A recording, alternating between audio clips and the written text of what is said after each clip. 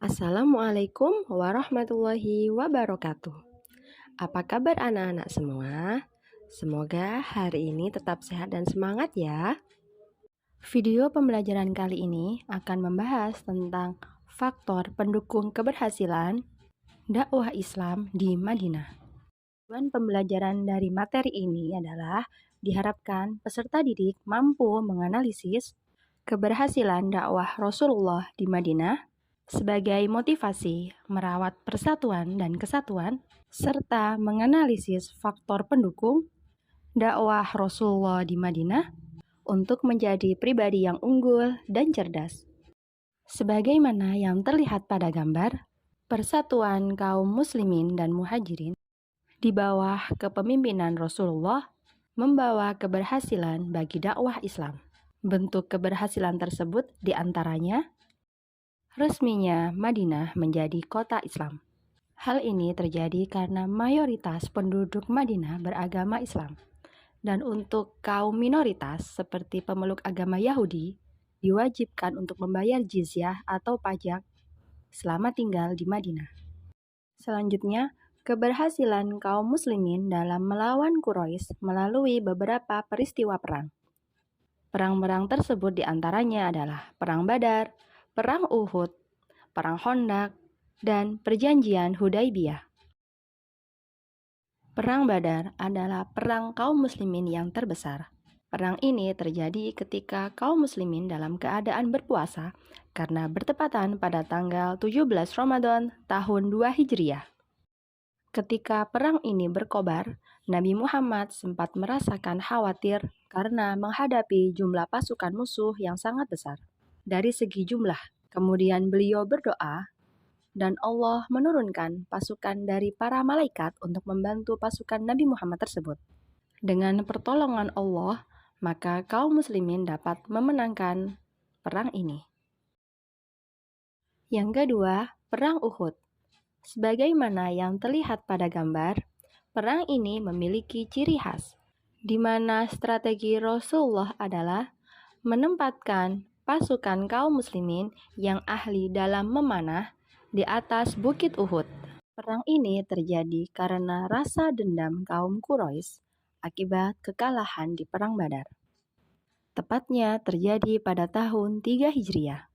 Perang ini hampir dimenangkan oleh kaum muslimin. Hanya saja, ketika perang ini tengah berkobar, pasukan pemanah yang melihat banyak harta sisa peperangan berserakan tanpa pemilik, membuat mereka tergoda untuk memilikinya. Pasukan pemanah pun turun dan saling berebut harta. Hal ini yang kemudian membuat pasukan muslimin kacau. Kesempatan ini dimanfaatkan oleh Quraisy untuk mengalahkan kaum muslimin.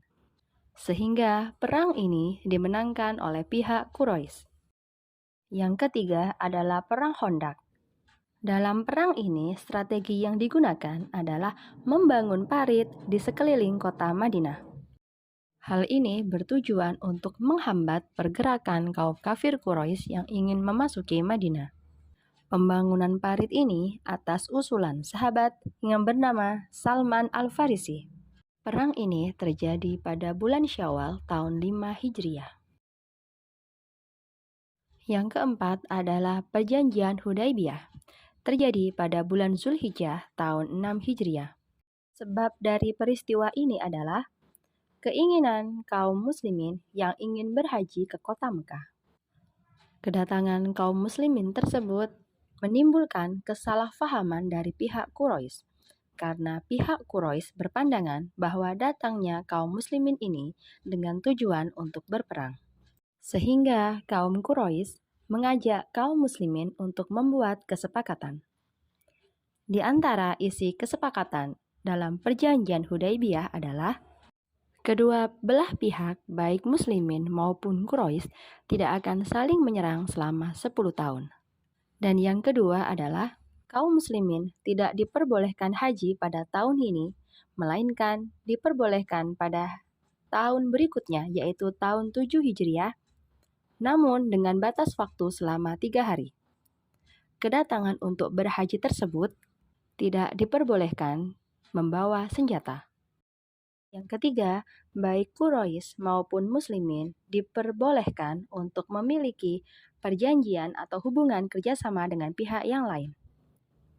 Dan yang keempat, sedikit terkesan merugikan kaum Muslimin karena jika ada kaum Quraisy yang datang ke Madinah untuk mu'alaf atau masuk Islam, maka ia harus dikembalikan.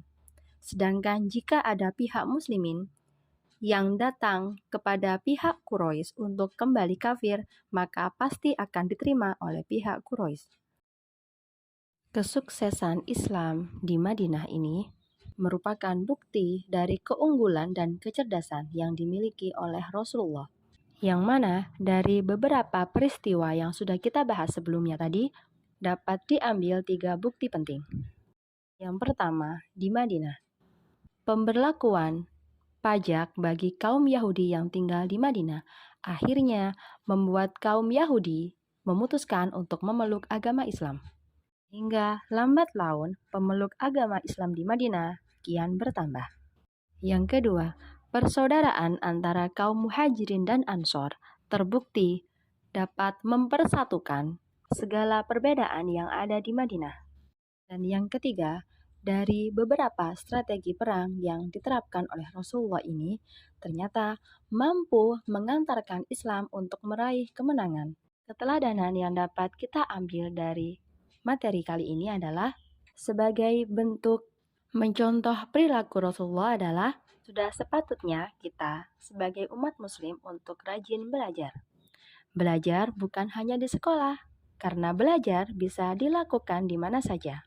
Misalnya, senantiasa berusaha berbuat baik, senantiasa berusaha berkata jujur, senantiasa berusaha sholat tepat waktu, itu juga termasuk dalam kegiatan belajar.